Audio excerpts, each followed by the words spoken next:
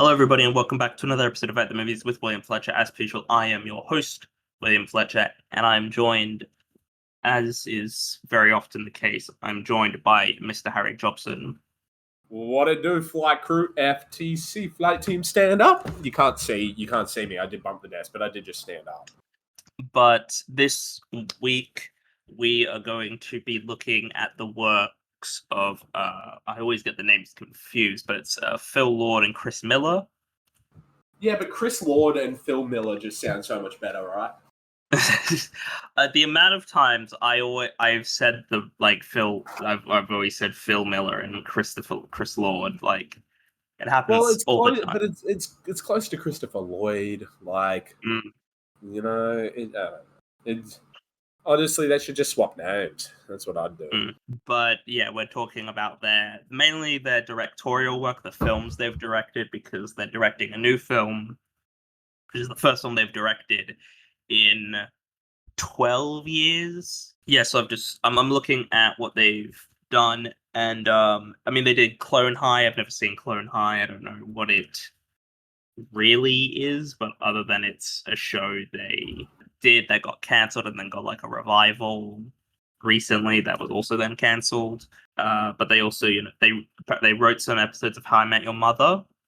I didn't know that, but they were very early episodes too. They were those were season 1 episodes. But in terms of features they did, I'm just looking at, they've got some special thanks credits, whatever that means. The first film they directed was Cloudy with a Chance of Meatballs, which is the only one I didn't actually get the opportunity to rewatch for the purposes of this. I don't know if you have to. I mean, it's fucking Cloudy with a Chance of Meatballs, like in the greatest respect to the film. But my memory is there isn't like a whole lot to it. It's like just a fun piece of I love it. I love it so much. Hey, I love Cloudy with a Chance of Meatballs. Like, it's one of those films that is so underrated. Like, you'd probably catch it at school, or maybe your niece or nephew liked it. I've definitely seen it or something. I've definitely seen it like a bunch of times. I have actively just chosen to watch it. It came out in 2009, right? So what? We would have been 6, give or take. So like peak audience age for this. Yeah, I feel like I definitely saw this. I don't know if I would have seen it in the cinema, but I definitely saw it when I was like that age. My fucking god, is this film hilarious? Okay, can we just we'll get into the cast list. Bill Hader as your front man. He has the perfect voice for this sort of character, and he has so a voice for animation. Like, there's certain I mean, we talk about this so often, but there's like certain actors where they just have the right voice for animation, and like their big name like we talked about this when we would have done like Incredibles. I think we like whenever we talk about this like animation, we always talk about like, getting celebrity voices, but like sometimes they're really good actors and they like really fit those roles, and then sometimes they don't fit those roles because. And I think but Bill Hader specifically, Anna Faris, who plays Sam Sparks. Bill Hader plays Flint Lockwood, which I love. That is the best thing. Yeah, like, it's so good. We're gonna have to talk about what's the character's name? Is the cop? Yeah, I can't remember his name, but he is just the cop. Officer Earl Devereaux. Oh, Earl, yeah. They basically just said, like, can you draw essentially, like, I've fully fucking blanked here. Oh my god. Terry Crews. Can you just draw Terry Crews, and we'll just make a cop that like is essentially. I mean, the thing is, Terry Crews isn't even in the first one though. Like, I know. He's not. But it's Mr. T apparently. He does look like he does look a lot like Terry Crews. Yeah, and basically that's what I mean. They're like, let's just get a huge buff black cop and have him be the comedic relief, like the constant comedic relief of the film. Yeah, wearing shorts, and he has like the greatest running form, like the legs, like his arms like swinging up. He's just got like a huge Dorito. Yeah, he's got the run. the run when he's running after him. Flint Lockwood, which is like a huge meme, but fuck, I love it so. It's so good, and I'm just looking at like the cast list here. Andy Samberg as Baby Brent. Yeah. Who was like a weirdly likable but dislikable character.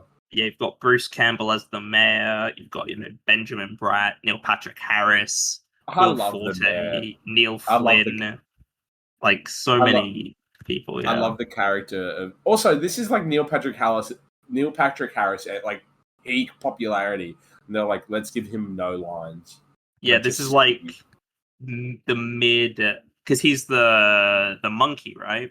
Yeah, he plays the monkey, which like just says Steve the whole time. Yeah, it's like this is slap bang in the middle of How I Met Your Mother's run, like 2009.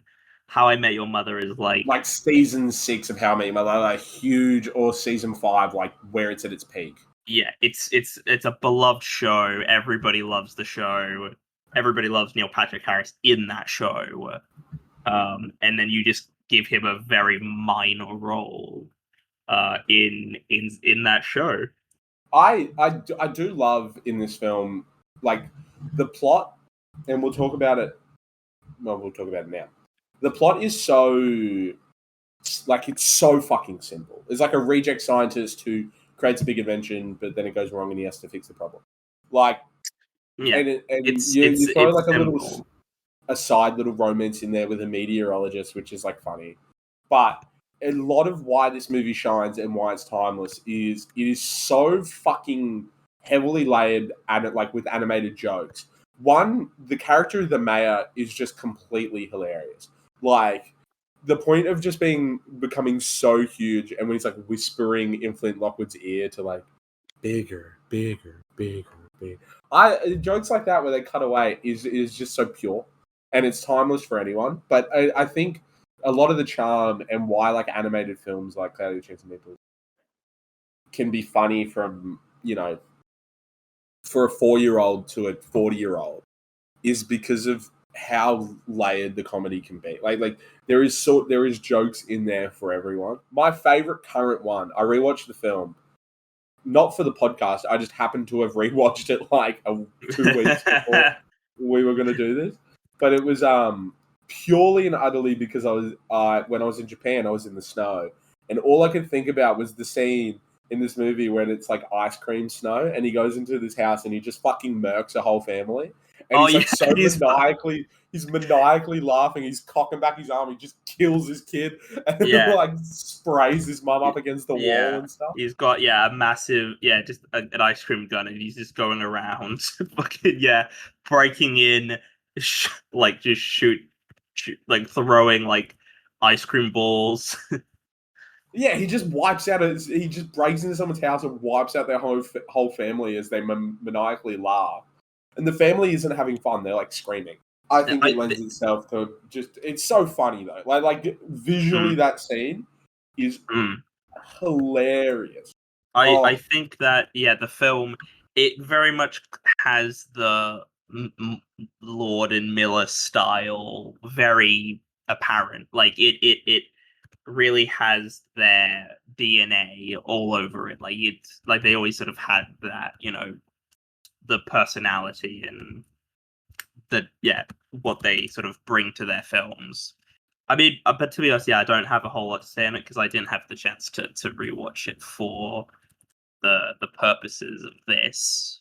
It's not inherently dense. Like there isn't a lot to say. A lot of people would have seen it. If you haven't, essentially the plot follows Flint Lockwood. He's like a down on his luck inventor. His dad is like a real tradesman who, never raises his brow and always, who's an aggressive monobrow, by the way. And is like, it's great character design. You got to do sardines because they live in this town on this island where they only do sardines, and it's like that's all they ate. And then he creates this food, like add water and it'll invent any food, and he basically solves world hunger.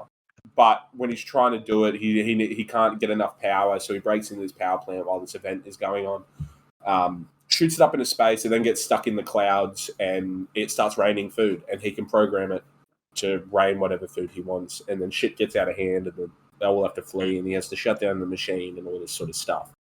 But it is a lot of fun. It's very like high action, when it comes to like it doesn't really stop. It's constantly dynamic, but it is realistically just and as an adult, it feels a lot more like just a lot of jokes stacked in within a context. And I really do think its comedy just shines straight through. I think it's hilarious, but I think that it's a little bit weak with its. I think for me, it's from my become more of a memory, meme than it has like an actual. and also it is very firmly like a kids' film. It is, it is pretty. It is pretty directed towards kids. When we it's a kids' film with jokes for adults. Yeah, I think when we get to the Lego Movie, I think that feels like less of a kid. Like it is for kids, but I think Lego Movie isn't as like singularly for kids. Like the Lego Movie has a lot more of an aggressive message, and that's not to say that this film doesn't. This film is a lot more entertainment than it is about. It's not anything. Yeah, which there isn't like a problem with that, like it's a kids film, but I mean, I don't really have a whole lot to say on it, just because I haven't rewatched it recently enough to feel like I can give a true rating on it.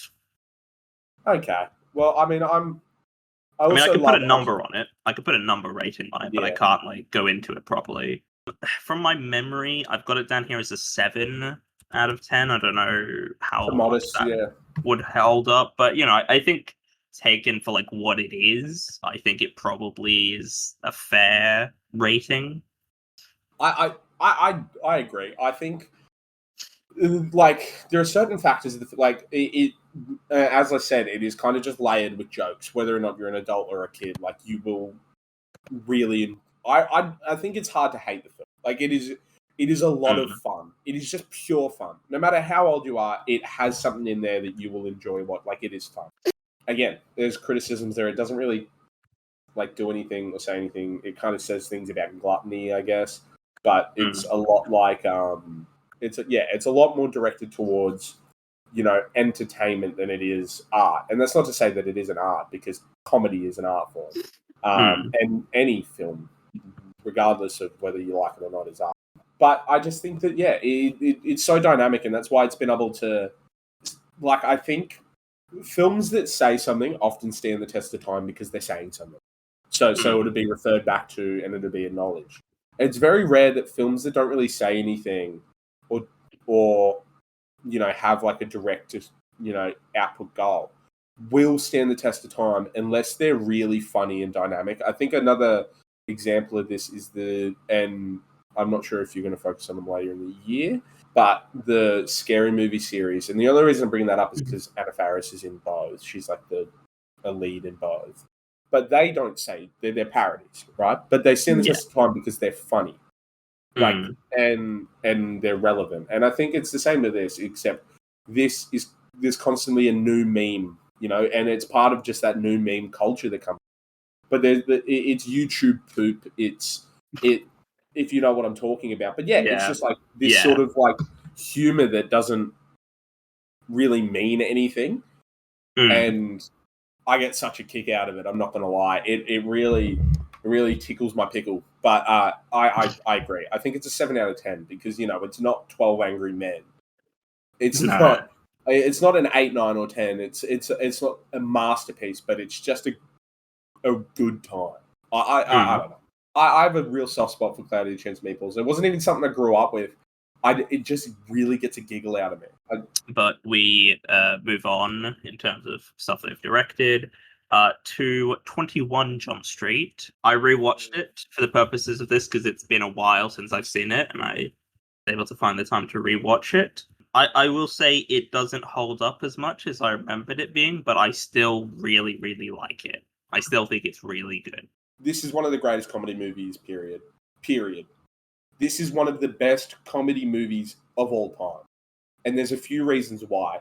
And this isn't just bias. I do love the film out of like, I grew up watching it.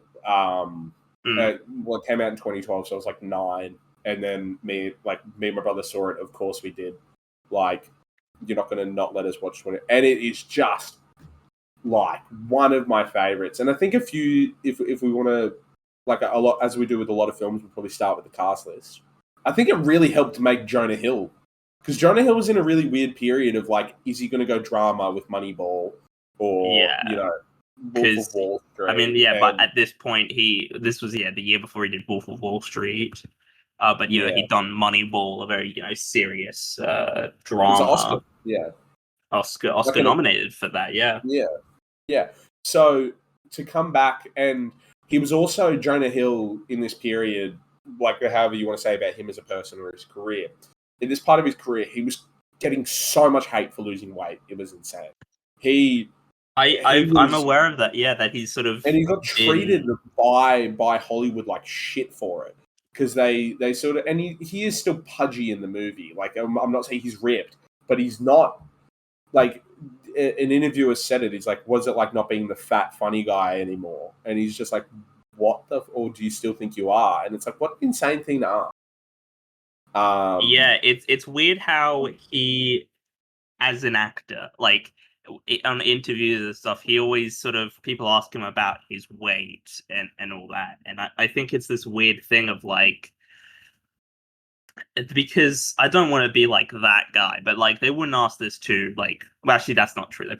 There have been interviews where women have been asked, not that exactly, but things in that sort of same. Well, Rebel Wilson's a great example. There was so much about her when she lost weight, and she was always, Fat Amy, or like she was always the fat comedy relief. Like, it wasn't like Jonah Hill, for example, lose a lot of weight. You shouldn't feel, oh, he's lost a lot of weight, oh, he's not going to be the fat funny guy anymore.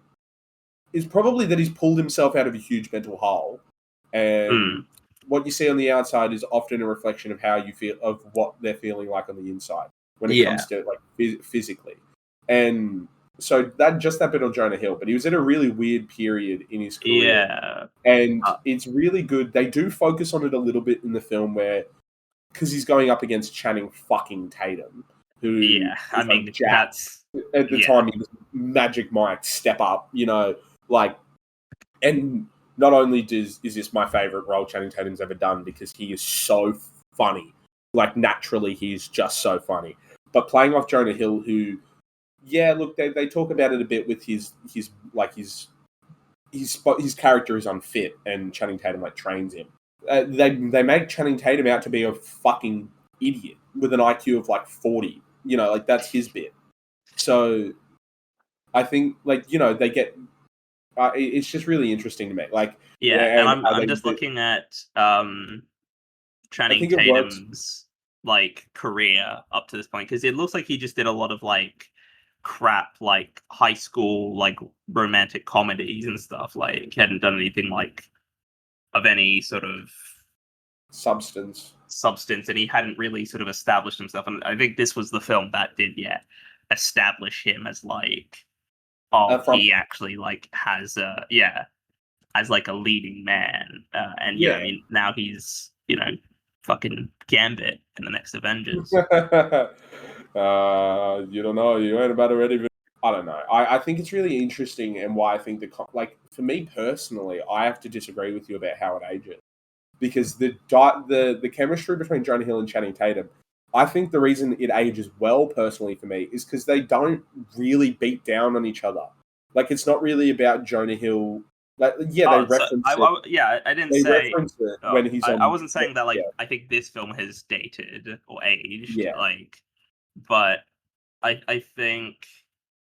No, I think it's like, the first time I saw it, I thought it was like really, really funny, and like rewatching it, it's definitely not as funny as like I remember it being, but it's like, there are some comedies where they're really funny the first time you see them, and like, they're still funny like on subsequent, watches, but they're not like. Well, it reminds me, like, the chemistry between Jonah Hill and Channing Tatum's movie is like electric. They do feel like brothers. Like, they feel like best mate brothers who, like, and that's their characters, but it works so well, because it like the dynamic fits. And I think the reason it works really well is because, again, they don't beat down on each other's weaknesses. Like, they reference it a couple times, but Jonah Hill being, like, out of shape is brought up maybe 2 times in the whole fucking film. And Channing Tatum being an idiot and then, doing drugs and being really good at science or something, where he just draws a bunch of, like, 4s on the whiteboard. He's funny. But, like, he actively, like, they don't beat down on his character for that either. And it's an actual talking point within the film. So they don't just flanderize each other, which a lot of these comedies tend to do. They really, like, work together in dialogue to,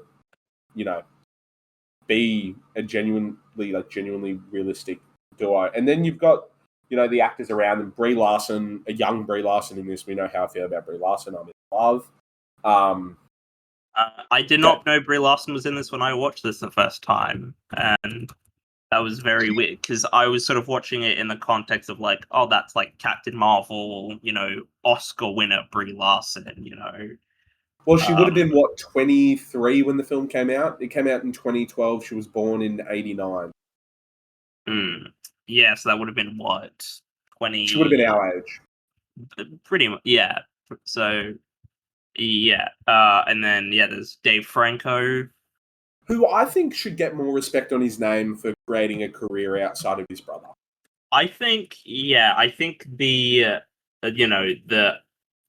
James Franco shadow maybe overshadows him a little bit, or it definitely did. I think maybe because of what has come out about James Franco, it probably hasn't, like, people sort of look at him as like not just James Franco's brother anymore. But I do want to talk about James Franco. Yeah. But also, he's been dynamic enough, like as an actor, he's done a strong enough job to exist. I don't even think of him, like, obviously Dave Franco was related to James Franco. James Franco was bigger than him. But, Dave Franco is a way better, more consistent actor if you want to talk about his roles that he's had. He's created a name for himself. He has married the other love of my life, which pisses me off. But I loved him. I loved him in The Disaster Artist. He's great in Bad Neighbors. He, like, in these, like, comedy films. He's great in the Jump Street movies. This is sort of his breakout, like, role, especially in, like, large scale comedies. But he sort of had that Kieran Culkin effect of, like, the brother who wasn't really as part of the drama. And you look at his career and you're like, fuck, he's actually smashing it. Like, I think that's the thing. Like, Kieran Culkin was sort of, for the longest time, the sort of lesser Culkin. sort of not Culkin. Yeah, like Macaulay Culkin was the lead of Home Alone and all those films in the 90s, and then he sort of went away because of his issues. Whereas Kieran has very much established himself. Like, Kieran Culkin's now an Oscar winner. He's an Emmy winner. He's on Broadway. He's clearly, and I think the difference is Macaulay Culkin has sort of stepped away from that. But there's also Ice Cube as the captain. Yay. I fucking big Ice Cube guy, both music and the comedy they sort of play this for. He's so perfect in it. I did wonder, like, how much of this is improv and how much of this is actually written, because I could believe, like, all his dialogue is improv, basically. It sounds like him. Stop praying to fucking Korean Jesus. He's busy with Korean shit. Oh, it's good. Like, because I can just imagine Ice Cube, they just let him riff and just said, we'll just riff a bunch of things and we'll just use the takes we want in the final edit. I hope so, because he's so perfect in this film. Same with Rob Riggle. Rob Riggle, fantastic. I really like him. He's always a lock in comedies like this. Like, when you go back through and you're like, oh, I'm going to watch some of the great, comedies between, let's say 2005 to 2015, there's a good fair chance Rob Riggle is somewhere in the cast and he's playing one of the fun. Like, he is. Yeah, it's weird how much of, like, pure comedies he's in, where it's like he's similar to I'm sorry, I've been so bad with names. Genuinely, like names as of late. Like I've just been. But yeah, Will Arnett is another good example. He Will wasn't Arnett, the person I was thinking of, but he I mean, probably just looking honestly at fits the Rob bill better. Riggle's filmography here, he was, Talladega Nights, Step Brothers, The Hangover, The Other Guys, 21, 22 Jump Street, Internship, and then other things that I don't really know about or haven't seen, but probably aren't that good. Yeah, and like again, similar to Will Arnett again, he wasn't the name I was thinking of, but he probably fits the bill better. Where it's just you look at these comedies from these eras and you're like, oh yeah, like he's there. And you go further down. There's Dax Flame is in. We all love Dax Flame. He's in 21 Jump Street. If you don't know. Oh yeah, he's a man who's surely playing a perpetual character. It almost has. He definitely. I don't know if I've seen him in much else because it looks like these are kind of his only films. Well, I mean, he's on other films, but he does like. Well, it says he was at one point one of the top 20 most subscribed YouTube channels. So yeah, very early YouTube though. Like this is like 2000. Like he was in Project X and like these two movies. But yeah, like I just had to bring that up because he brings it up any chance he gets. So I thought, people who know Dax Flame. If you know Dax Flame like I do. But yeah, I've got also Chris Parnell in there as the drama teacher, and I think he's always great when he turns up.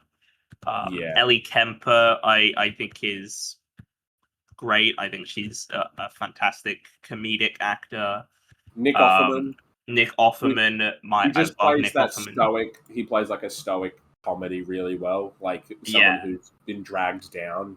He has the greatest facial hair you've ever seen. I really don't like when he doesn't have facial hair and things. It makes me uncomfortable. I'm going to be honest. It's a good reason why I didn't Sovereign get into if you ever.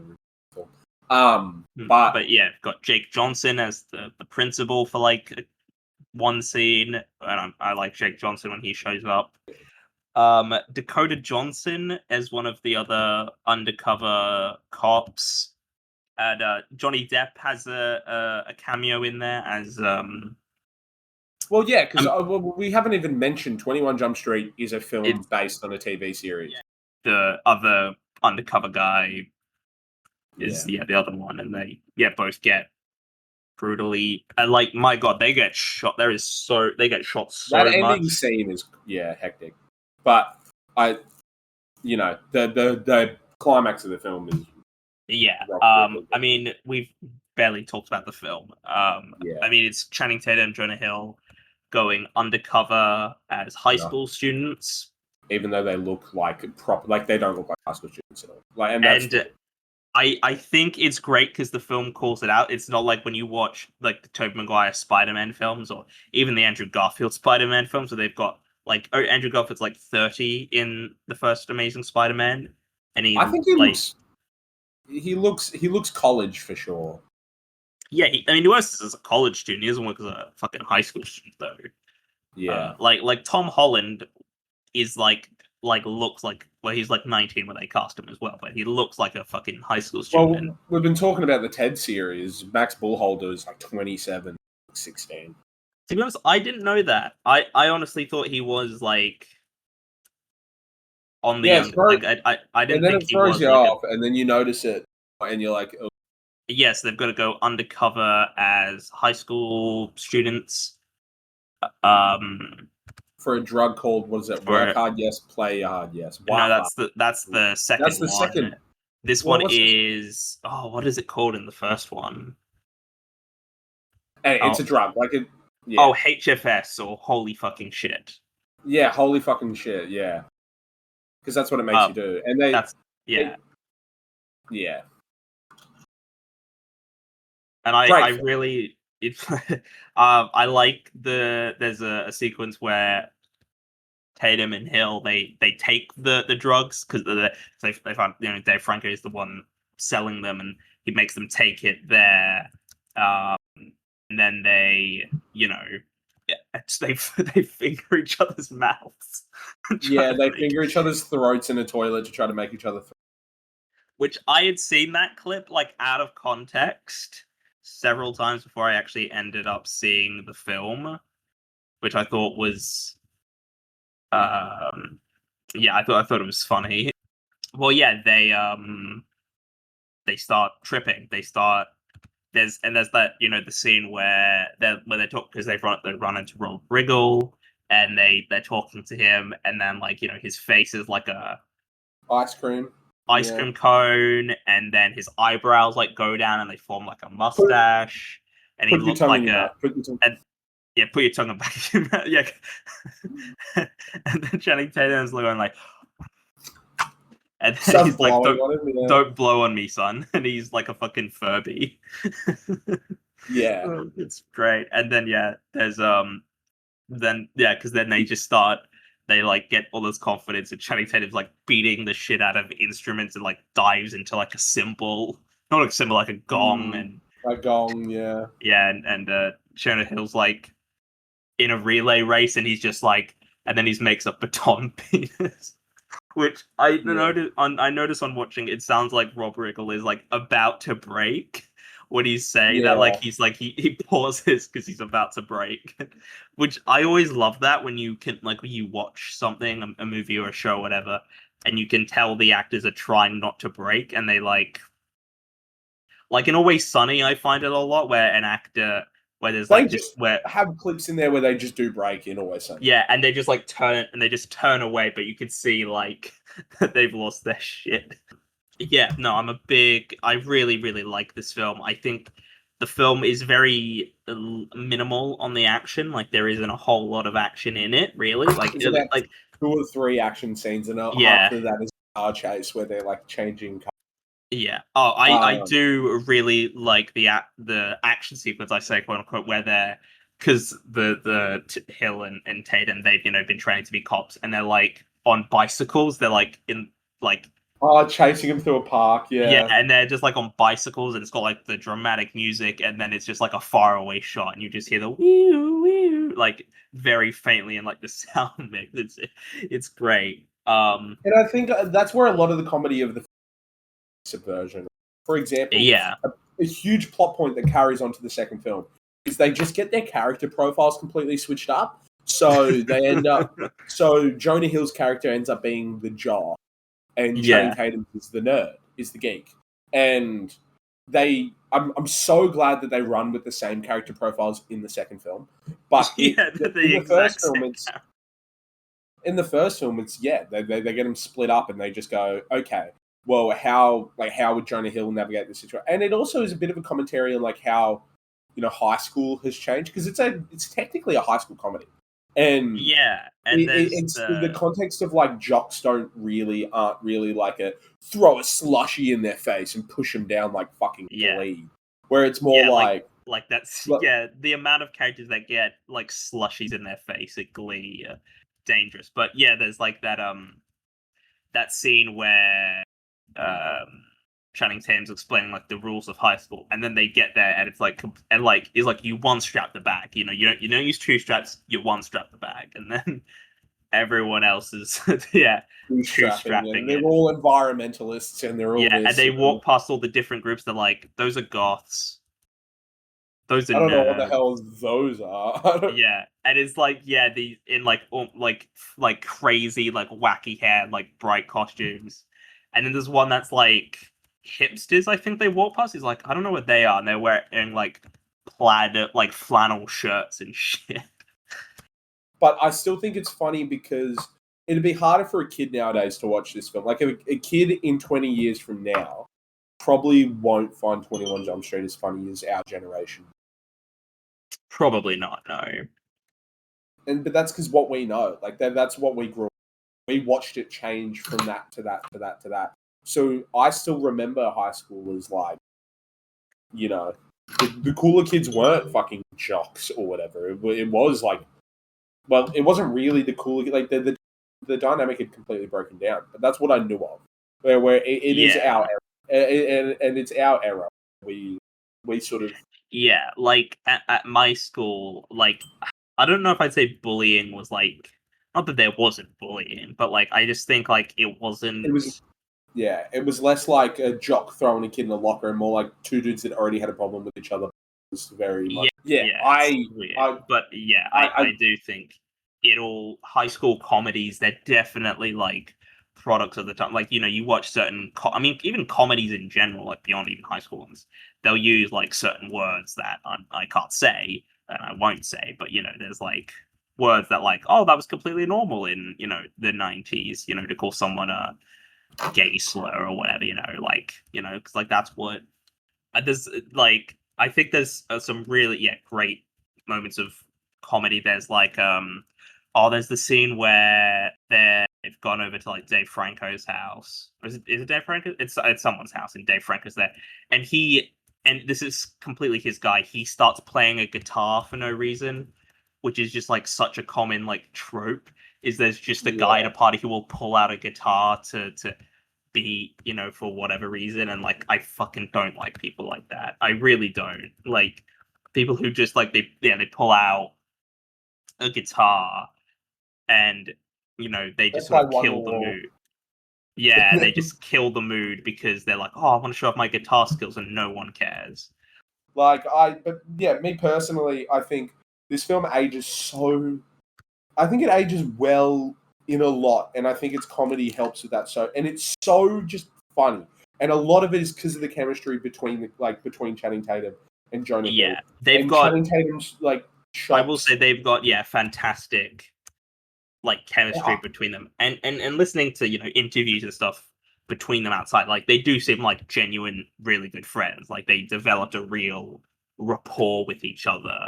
And I love I love like the sort of the party scene and the whole. You can tell they're still because they're like, let's get the best car, let's get this and let's get that, and it's like it lends itself to the second movie a lot, and I think it does. There are factors of the second movie that I probably enjoy more than the first. But I think the first like lays the groundwork. It is so funny. I like the little tie-in.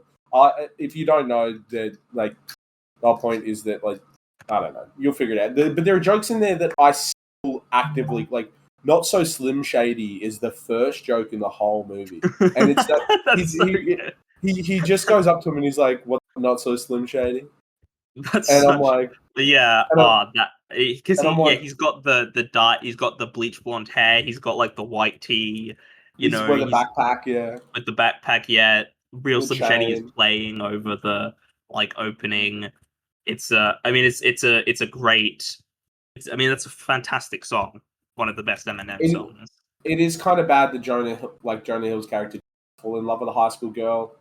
I didn't. I will say, are they only like 2 years removed from high school or something?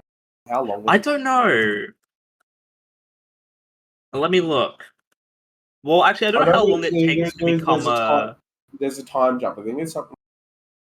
Well, I don't know how. Well, they say 8.5 years later, right? Is that a different? No, that's Lego Movie. Sorry, it says his character's mid-20s.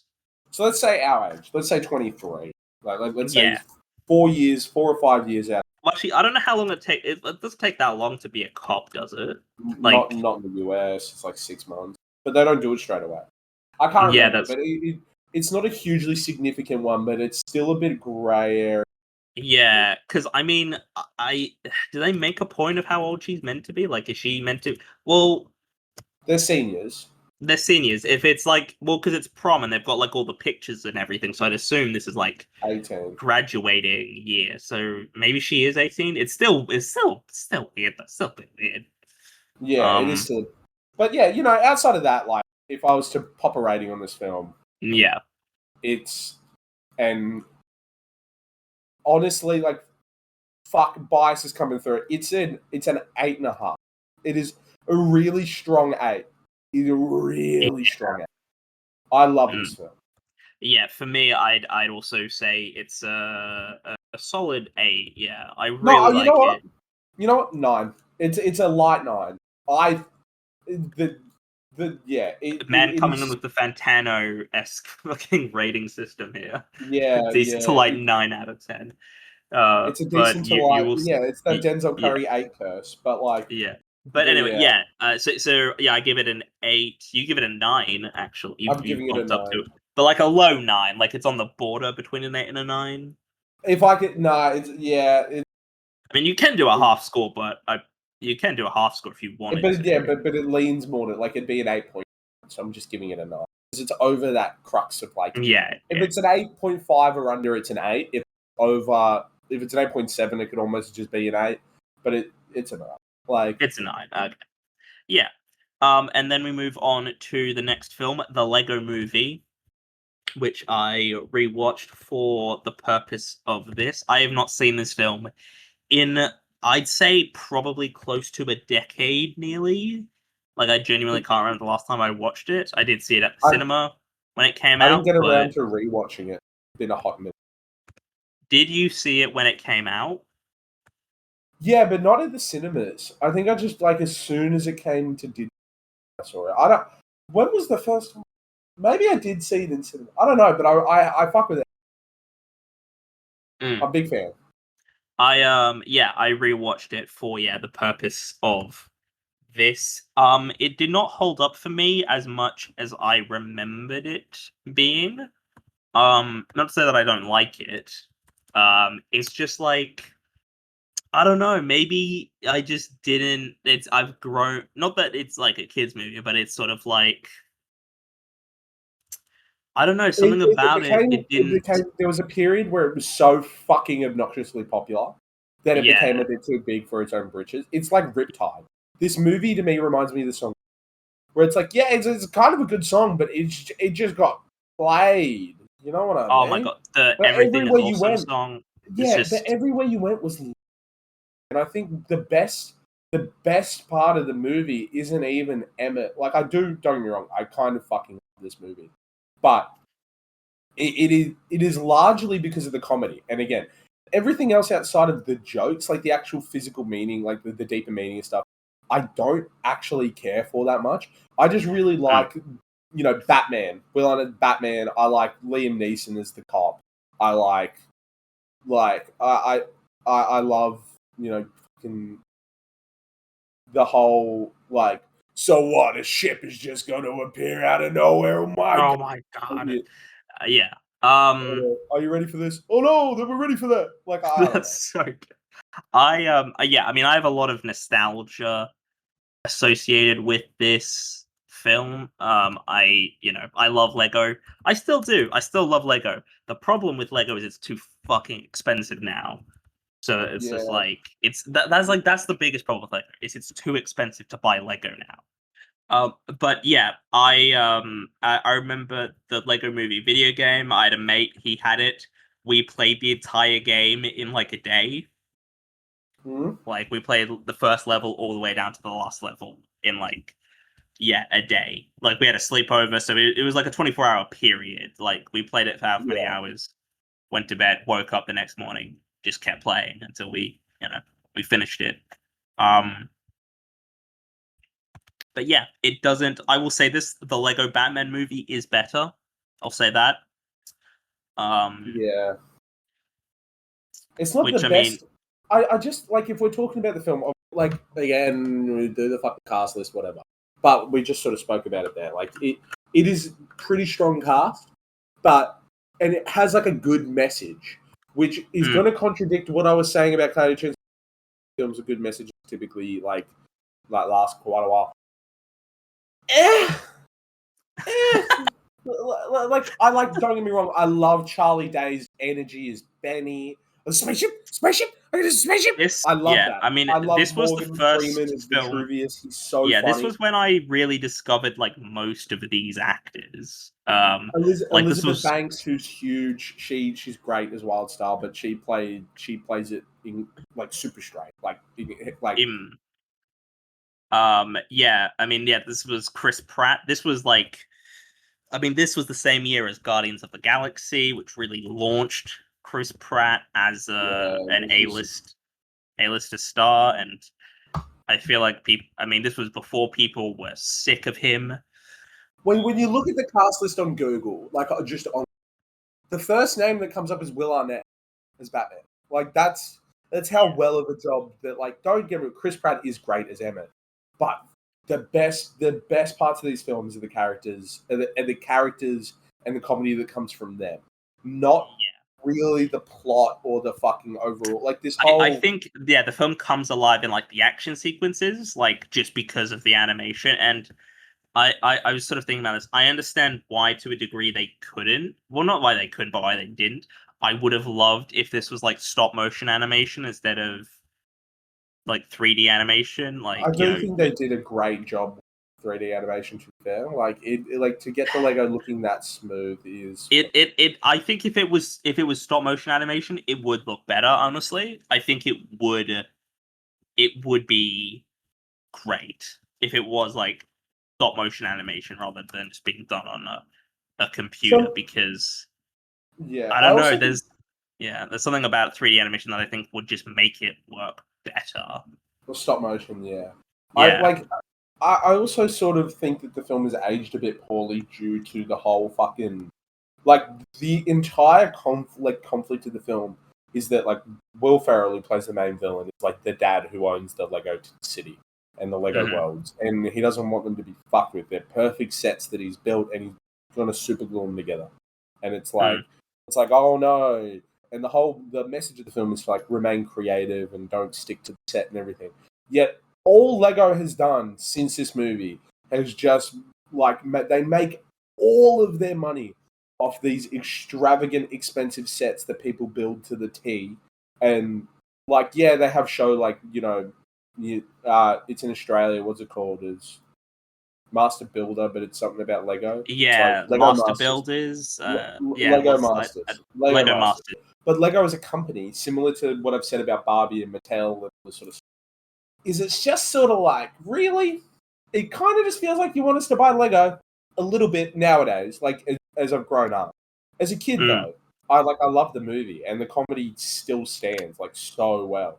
And yeah, for that, like, I give it absolute props. It's so strong.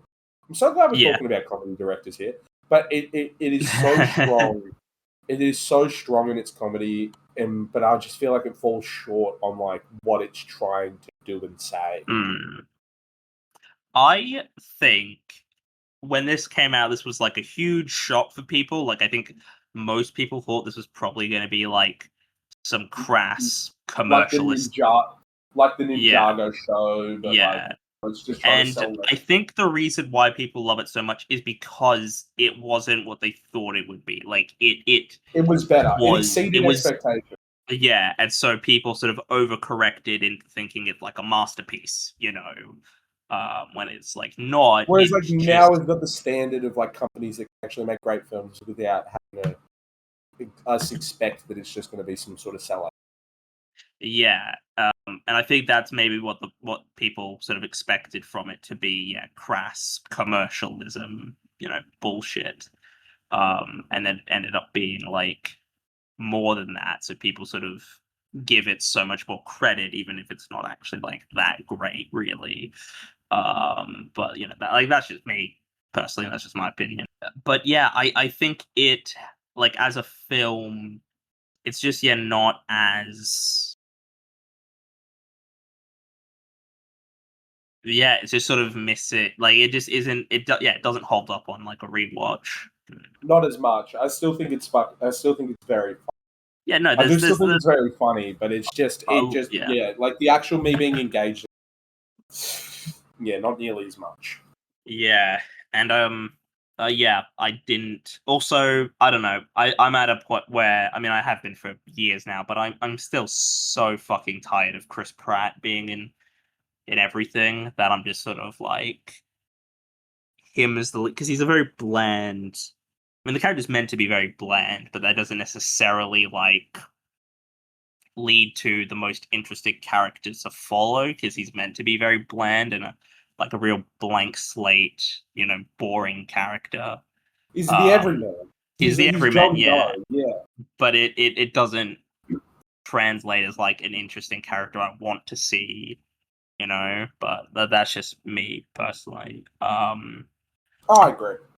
But yeah, I mean, I give it a 7 out of 10. I had it down as an 8, but a rewatch has bumped it down. Because yeah, look, it's not bad by any means of the imagination, any sense of the imagination. It's just like it's not as good as I remembered it being, and I think it is overrated. Like I'll say that I think it is I think overrated.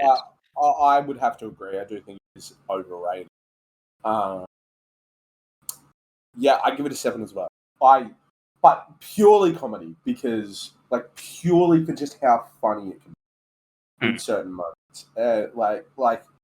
And the shame is fucking none of that comes from what the kids used to love. The whole everything is awesome moment in the film, or where they're dancing, some of the, it's the fact that I'm thinking about Liam Neeson switching between good and bad cop, and some of the dialogue he has throughout the film is genuinely really fun, and the same goes for Morgan, and moments where it's oh, supposed to happen, all that sort of stuff. But then you're just oh, it's that's funny because it's them. If it was just some generic voice actor, I don't translate as well.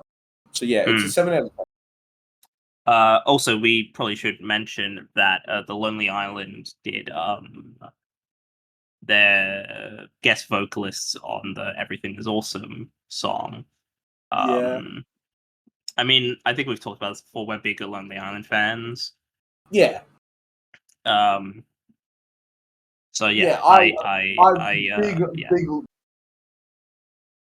Actually, Jorma from the Lonely Island plays one of the characters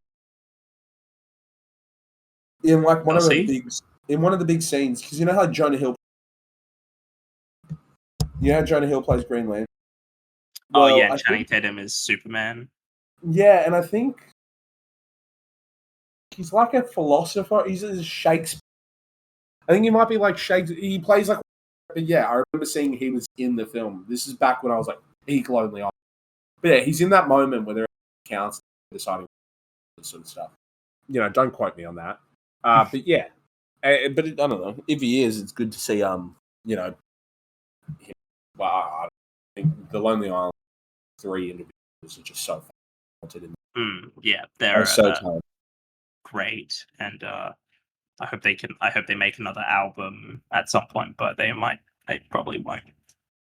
All right. And then the sort of last one we're going to really talk about, 22 Jump Street, came out the same year as the Lego Movie.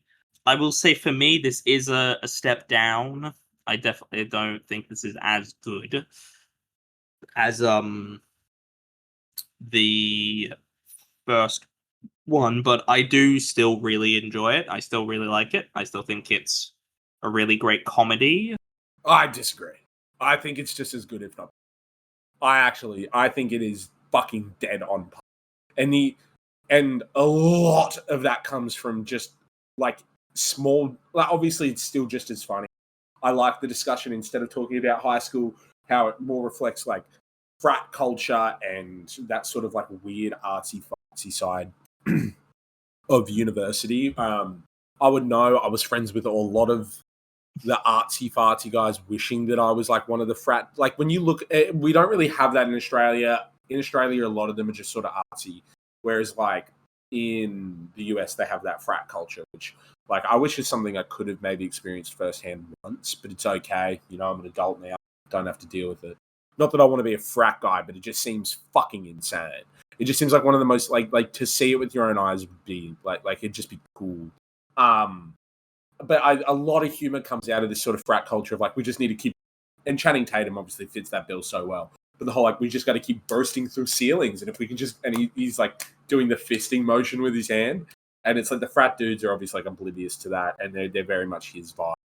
But I think that is really funny. But it really shines in just individual, the overall story is completely fine. It's pretty much cut and copy, but put it in it. Besides a few small things where it's Channing Tatum is cool, but it's not like Jonah Hill's character is cool.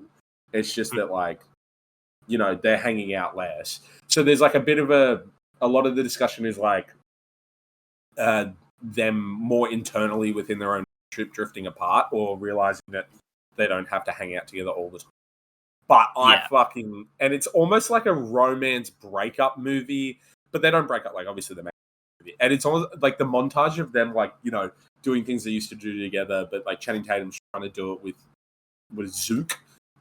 Yeah. And Zook. And it's not working. He's, like, clearly not having as much fun as they were. And it's like this, like, montage of, like, romance where Jonah Hill is, like, just dreaming about hanging out with Channing Tatum.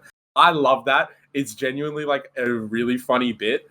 But it's bits like when they're tripping on drugs. The Wi-Fi drug, work hard, yes, play hard. The scene of them when they both do the drug in this movie, I think, is 1,000 times better than the one in 21 Jump Street. I love the one in 21 Jump Street. It's much more simple. But the cutaway of them tripping together and Jonah Hill being in actual hell, and it's a split screen, and it flips over to Channing Tatum, and it's the song Ass and Titties. And he's just, like, doing the rope, and then he's driving a car, and he's just, like, in the most, like, happy world ever. I love that so much. It is so funny. Like, visually, that is hilarious. And really popular at the time, too, of, like, having, sort of overdoing it. They clearly had a lot bigger budget, but they talk about how they have a budget in the film, like, Ice Cube's talking like, oh, we got a bigger budget, go doing crazy shit, and there's a lot more explosions and crazy shit in the movie. There's and I'm just rapid firing these off the top of the dome because of how much I love 22, but there is a joke about Ice Cube's character in the film that is, like, literally one line, and it is so funny. And it's when they're walking into the office and they're like, whoa, look at Dixon's office. Yeah, it's like a giant cube of ice. And it cracks me up every single time. They really ramped up sort of the comedy with his character, bringing in his daughter. The dinner scene where they're all getting dinner together is so fucking funny. What the fuck y'all doing? Y'all rationing around here? Come on, hook me up. 2 little fucking string beans. Give me the goddamn string beans. I want some fucking devil eggs. I like fruit. And he knocks, like, the thing off pork. He's like, pork. Because he's Jewish. He's like, get rid of that pork shit. He gets the string beans, and he's like, you guys fucking rationing around here? Like, give me some motherfucking string beans. Yeah. Yeah. And then, he tases Jonah Hill in the dick for sleeping with his daughter. Yeah, which is fair. But he also dapped Jonah Hill up before he knew it was. The dialogue just, like, missionary. I'm talking missionary. I'm talking I'm on top and she's on her back. I don't know. There are so many moments in sequences that just, like, and it seems like more. Like, the first joke in the movie is one of the biggest memes of our lives, William. My name is Jeff. I didn't know that was where this was from when I first watched it. So when he says, my name is Jeff, I was like, what the fuck is... I just like, that's where that's from. The audio sounds so different to his voice when he says it. And it's sort of like... It goes... Yeah. And he goes, he keeps going, and he goes like, Diego, Swiper, Boots. He's like, I get such a huge kick out of it. It's like, or Jonah Hill not being able to get on the... He's like, get up, it's not that hard. Get up. But I just think that, setting the sequencing, and even at the very end of the film, during the credits where they go up to like 50 Jump Street and they're talking about all the Jump Street iterations. The credit sequence is one of my favorite, is one of the funniest sequences in like any film for me, honestly. Like, it's fantastic. They go to culinary school and you've got Bill Hader in there, which is great. There's ballet school. There's Seth Rogen because Jonah Hill. it's like, what contract dispute? Nothing. The whole time. Yeah, which is like, I don't know. It's fun. I think Wyatt Russell, who plays Zook in the film, he's great. This is very early Wyatt Russell too. Like, this was before he did Marvel or anything. Obviously, Dave Franco returns with Rob Riggle, who Oh, we didn't mention gets his dick shot off. Yeah, so yeah, the climax of the first film, dick shut off, and in the second film, he's like, "He's my bitch. He's my bitch." He's like, "You're," and then Dave Franco goes, "Your vagina doesn't fucking work, man." He's like, "Worked for you last night." And he's like, I am your bitch, I'm your bitch, Eric. And he's like, no, I'm not your bitch. And they're like, yes, you bitch. Yes, I am. You've got you've got the Lucas brothers, Keith and Kenny Lucas. You've got as Mark Keith Evan and Kenny Jackson. Yang. You've got Queen Latifah as Ice Cube's wife. And there's an NWA reference, which I'm sure you'd appreciate as a big fan of the band. And there's Patton Oswalt as one of the professors. Anna Faris has like an uncredited cameo in it. I still really like it. I think it's such a shame we haven't had 23 Jump Street. Like I really wish we had gotten, like, I really wish they could make, like, because from my understanding is they have a script for a third one. Like they have a third film written, and it seems like both Jonah Hill and Channing to reprise their roles. Yeah, they both seem to want to do it. But yeah, the film goes bigger and better and does discuss, like, obviously Gillian Bell, which someone we didn't mention. Yeah, I think she's really great. She's giving a really good comedic performance there, because she keeps making jokes about Jonah Hill being old, and she's like, "Yeah, I have a close relationship with my grandfather too." Yeah, you go play with a hoop and stick at the back of old Mr. Candy's lollipop shop. But yeah, I think, like, she's great in it. They there's a helicopter explosion scene. It is a lot more it's a lot more aggressive. Jonah Hill tries to take a bullet for Channing Tatum in the movie, but it still just hits Channing Tatum anyway. And you get the dialogue where he's like, I tried to take the bullet for you, yeah? And it's like, yeah, but you didn't. And then it's like, no, but it's the thought that counts. No, it's fucking taking the bullet. And then there's the bit right near the end where it's like, okay, he's just like, just shoot me, and then he moves and gets and then he shoots himself again. And it fucking grazes, which that just seems more painful to me. Like, I don't know why. Like, a graze just seems like it would be more painful. It's more open to the air. It's not a this film's so fun. Like, I mean, yeah, no, it is funny. I will say think it ramps up from the first when it comes to, like, how individual moments, like the slam poetry scene, is something that I still actively can recite the whole thing. Julia Roberts. It's one of the cringiest things I've ever seen. That was all improv too. Like, you can see Channing Tatum actually break when he's watching. Yeah, there's two bits that I think are funnier than anything in the first one, which is the bit where, I mean, like I said, the credits, like the sort of with all the different sequels, and the bit where we find out where Channing Tatum clocks that the daughter is Ice Cube's daughter. Yeah, and he goes around and just fucking calf. And he's like skipping around, just yelling, just like the most uproarious, like loud, he's going around like high-fiving everyone, and it's like every and then Ice Cube's like every time he tells someone, that's another foot in your ass. Yeah.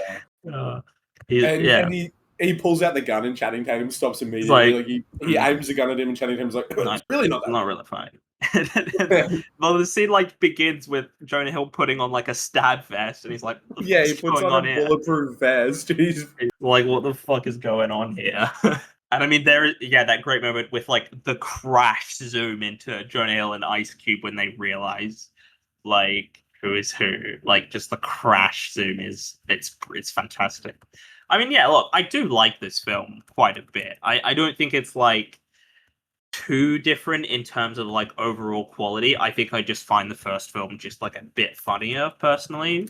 But yeah, no, I think they're both really good, and I think it is like a real disappointment we haven't gotten a third one, because I think it would be great. The last character I want to shout out is, wow, it didn't even like, I've just brought it up on the cast, but it's the professor that has tenure, so he can say whatever he wants. Oh, yeah, what's Patton Oswalt's character? Yeah. So that character, like the whole dialogue of like, I can say whatever I want, I can do whatever I want. They can't fire me. It goes like, I'm sleeping with two of my students, her and her. I really am. And then he goes off the rails. I love that so much. I mean, I really like Patton Oswalt. I think he's really,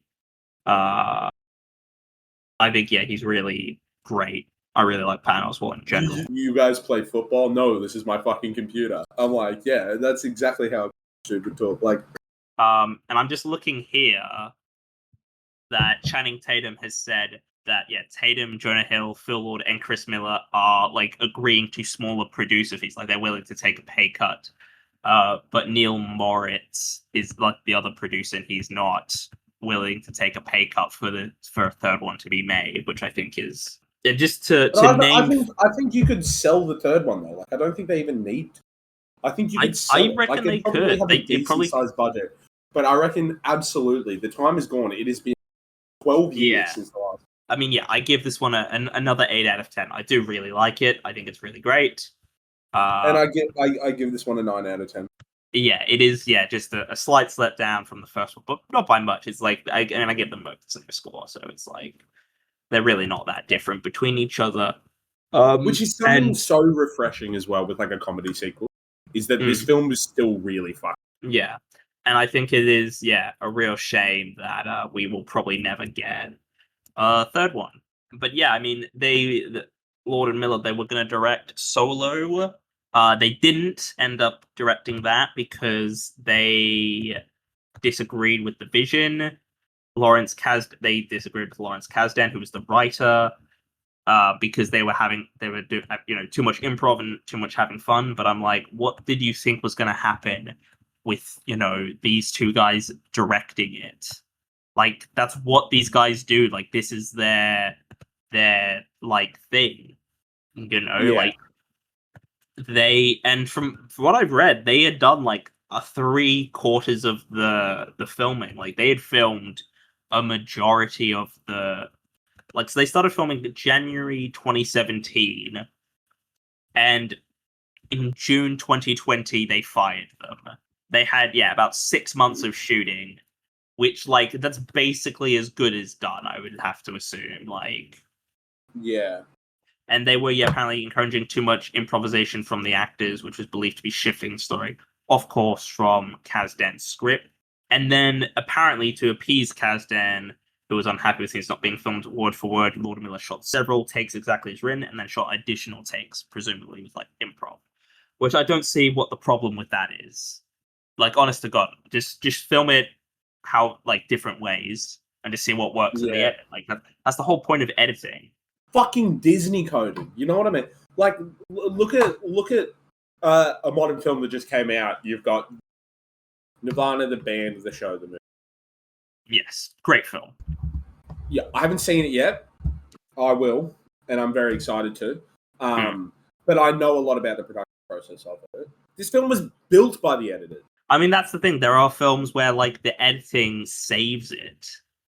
I think 500 Days of Summer shines so heavily in its post-production because of like editing choices that are made. And I think like a lot of films do. It can really make or break it. Like, and why not let it fly? Like, getting so caught up on the editors and this and that and all, so Disney. They removed Lord and Miller after a short hiatus in filming to review the footage so far. So I guess they were like, is this salvageable? They also got a different editor to do it, which is just insane. They Ron Howard brought in, and they had to they basically made a second film because Ron Howard is the credited director, even with reshoots and everything. Yeah, it's insane that they fired. Like, you just don't do that. You don't fire your directors that deep into production, into filming. And it's like, how can you not know what these guys are going to do? Like, I don't understand that, and I'm just looking at Lord and Miller and what they've done.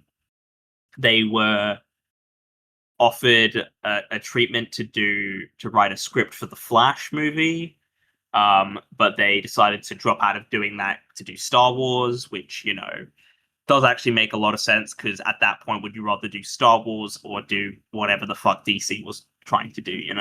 Yeah, Spider-Man Into the Spider-Verse, which we've talked about before. I think we basically both agree it's about as perfect a film as you'll find, certainly in the superhero space. I love it to pieces. I think it's a perfect film, basically, for what it is. And then they didn't do the second Lego movie, which I've still not seen. But I mean, for the most part, it seems like these guys are like producers. And Sony seems to love them, and they seem to love Sony. So they seem to. I mean, they wrote Across the Spider-Verse, and I mean, they are, from my understanding, Lord. I think it's I don't know which one is which, but I think it's Lord. I also know it's Chris Miller. Sorry, it's Chris Miller. Is apparently like a massive pain to work with because of like the stories that have come out about Across the Spider-Verse and how like the production was being run, and what he was expecting from the animators and what they, couldn't, what he wanted them to do, and that they just couldn't get done because of, things like money and time constraints and everything, and how feasible it is to do what, that level of animation requires people to do.